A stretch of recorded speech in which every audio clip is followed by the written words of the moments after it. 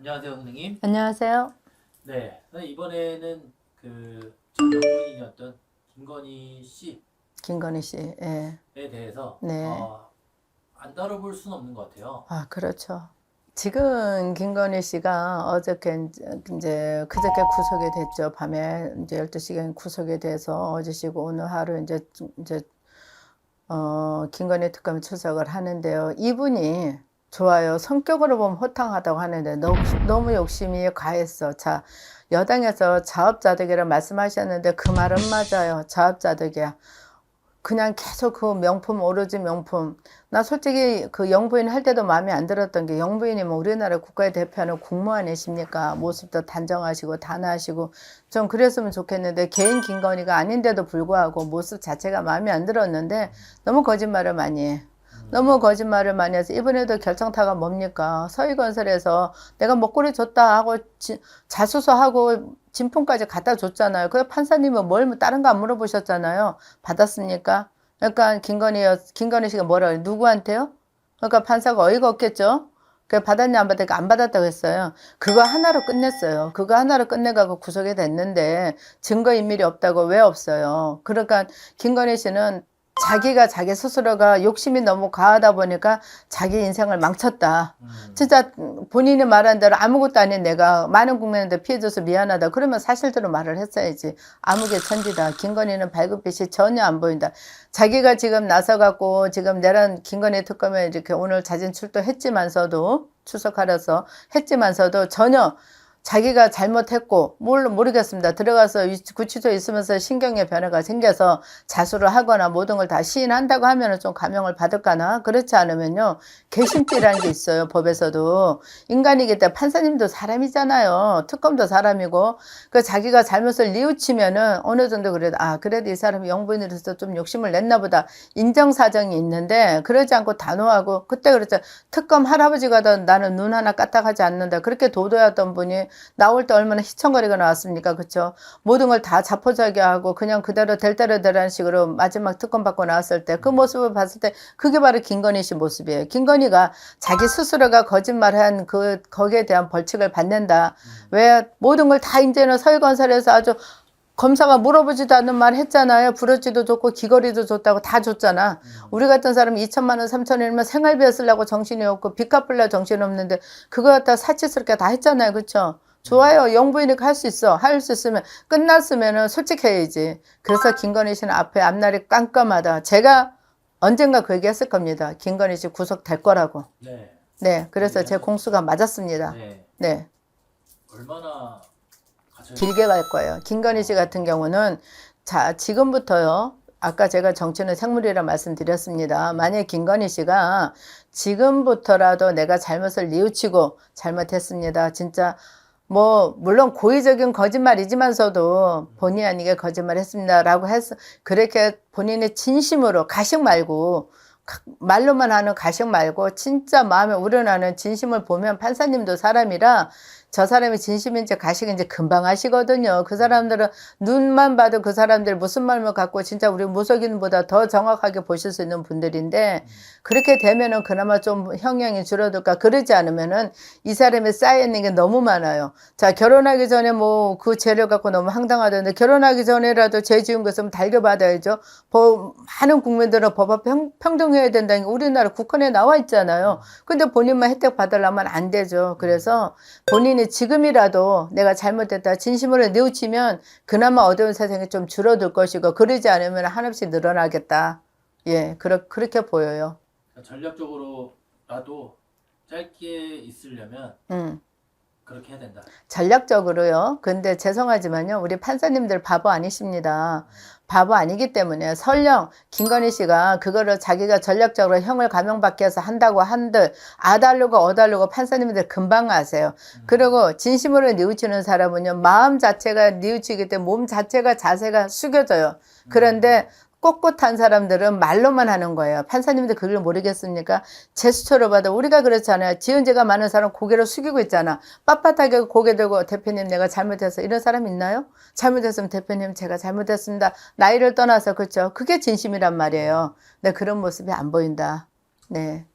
결국엔 그렇죠. 긴 세월입니다. 긴 세월이에요. 네. 감사합니다, 선생님. 네, 고맙습니다. 안녕하세요, 선생님. 안녕하세요. 네, 선생님 네. 이번에는 이제 네. 그 윤석열 전 대통령 네, 에 네. 대해서 네. 이분이 지금 이제 구속 상태잖아요. 네네. 운세와 기세 또 네. 이제 앞으로의 수감 생활 뭐 또는 말년이시니까. 네, 그렇죠. 암담합니다. 한마디로 참담하고 암담하고 또 저런 분이 우리나라 국가 대통령이었다는 게 진짜 실망스러운 정도가 우리나라도 나라지만요. 저는 개인적으로 내외신에서 굉장히 창피합니다. 우리가 저속하게 말해서 진짜 창피해요. 그게 뭐냐면 그때 한번 뉴스에 나왔었죠. 뭐 본인이 아니든 어떻게 됐든 속옷 차림으로 계셨다는 거. 원래 처음부터 수의를 안 입고 있었던 건 아니란 거 알아요. 하지만 어떻게 됐든 뭐 더워서 벗었던 어떻게 됐든 그거 역시도 구치소에 있는 수감 생활에 그것도 위배되는 행위였었고 더더군다나 대통령을 하셨던 분이잖아요. 5천만 국민의 아버지였던 사람이 그런 모습으로도 국민들한테 아무리 안 본다고 그날 내란 특검이 갔다 해서 그분들만 봤을까요? 아니요. 5천만 국민이 다 지켜보고 있었어요. 그런데 그래도 한때나마 우리나라의 대통령이었던 분이 좀 자신만만하게 당신이 그랬잖아요. 난 특검 정정당당하게 받겠다고. 아니 지은 죄가 없으면 늘 하는 얘기입니다. 똑같은 얘기예요. 지은 죄가 없으면 받고 깨끗하게 털털 털어내면 되고 내가 내란을 일으켰으면 내란을 일으킨 데 대해서 목적이 있었을 거 아닙니까? 그럼 그 목적에 해당되는 얘기를 설명을 주시고 거기에 합당한 벌을 받으시면 될 걸. 저렇게 있다고 내란 수괴자가 안 되고 버티고 있다 해서 단지 윤석열일까요? 저는 절대 아니라고 생각합니다. 그래서 지금은 자기 무덤을 더 스스로 더 깊이 파고 있다. 야치 파갖고 인생의 민생의 동정심이라도 받아서 또 이재명 대통령님 지금 이번에 사면하시는 거 보니까 어느 정도 정치에 계셨던 분들 많이 사면해 주시잖아요. 이재명 대통령이 또 그렇게 그래도 전직 대통령인데 아무라면은 그냥 완전히 수장시켜 놓겠어요? 그렇지 않을 건데도 좀 떳떳하게 등치 맞게 등치에 걸까게 등치는 남삼하는데 왜 이렇게 속은 그러신지 난 알 수가 없어. 한 국민으로서 답답하게 이럴 때가 없어요. 그래서 윤석열 대통령이 암흑천지다. 그야말로 날쌈죄를 제대로 맞고서는 죽을 진짜 기세로 저렇게 있다.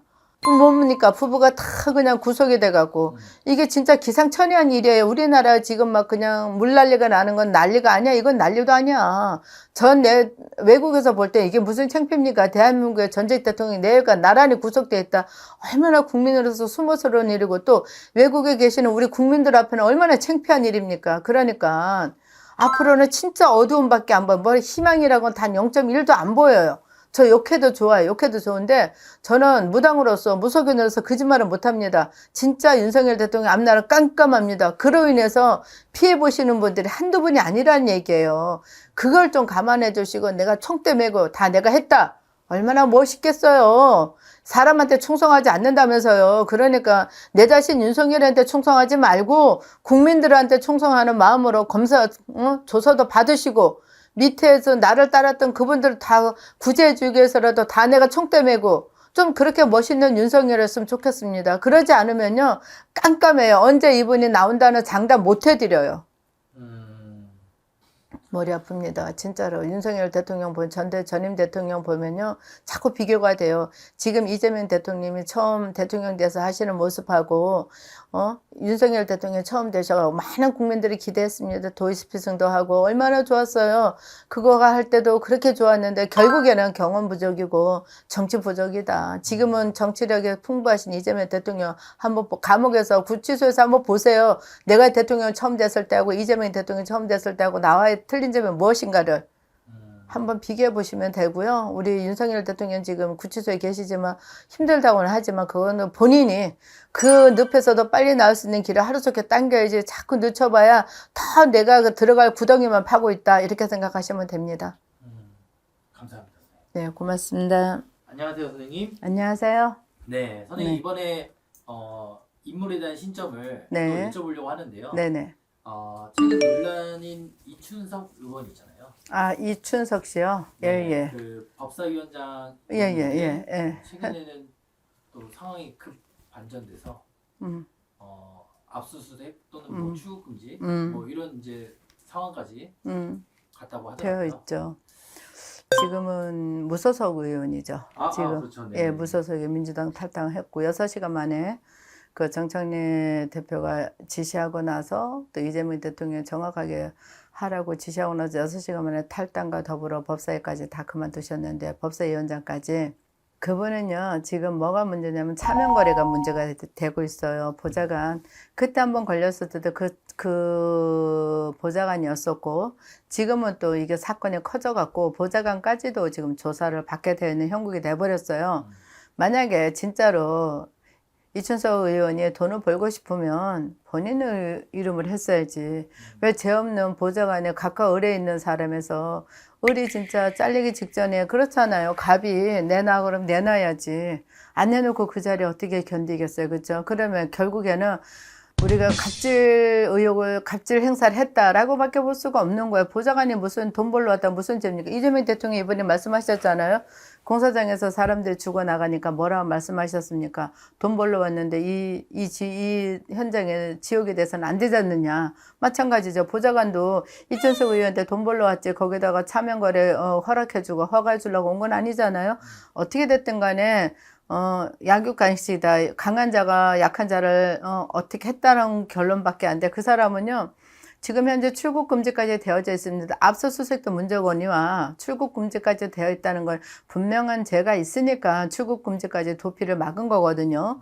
그래서 지금 그 차명 계좌를 해서 만약에 소득이 창출이 됐다는 걸 다 환수한다 그러더라고요. 만약에 그게 진짜 법적으로 그렇게 됐다고 하면. 그것도 맞아요. 환수해야죠.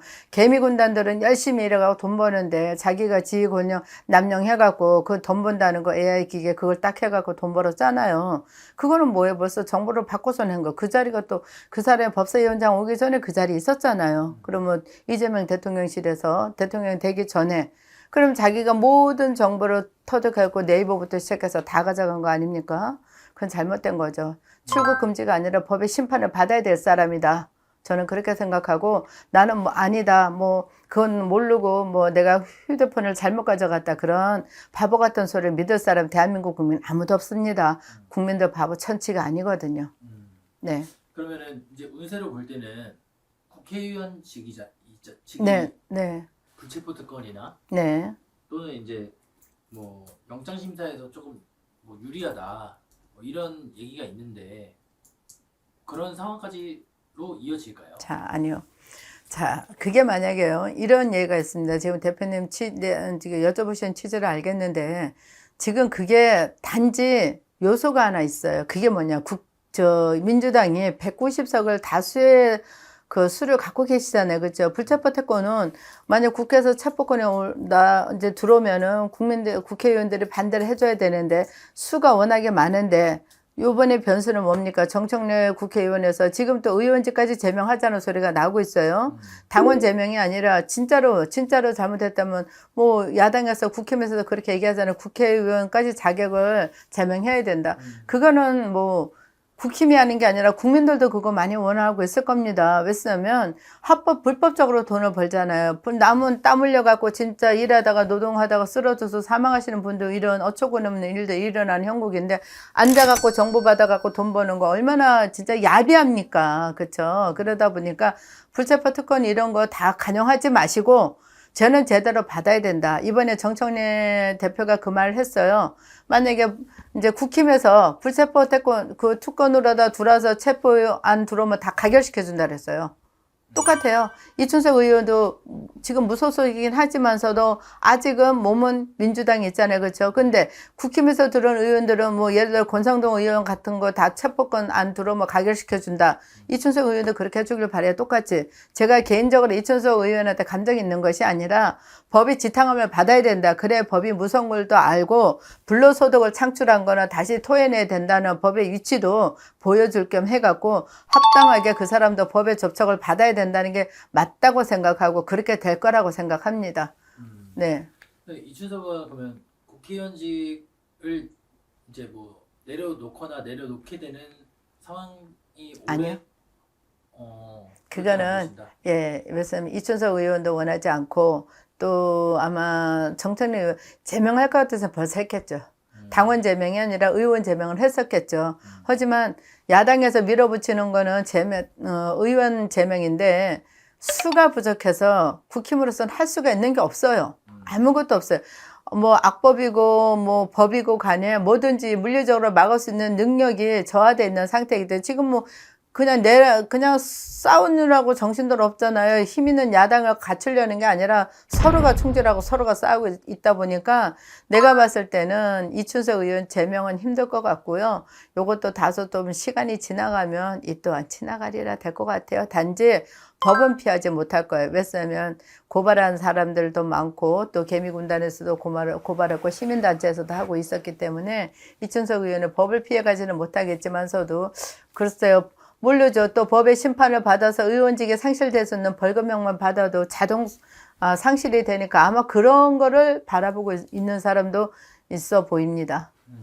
네. 감사합니다, 선생님. 네, 고맙습니다.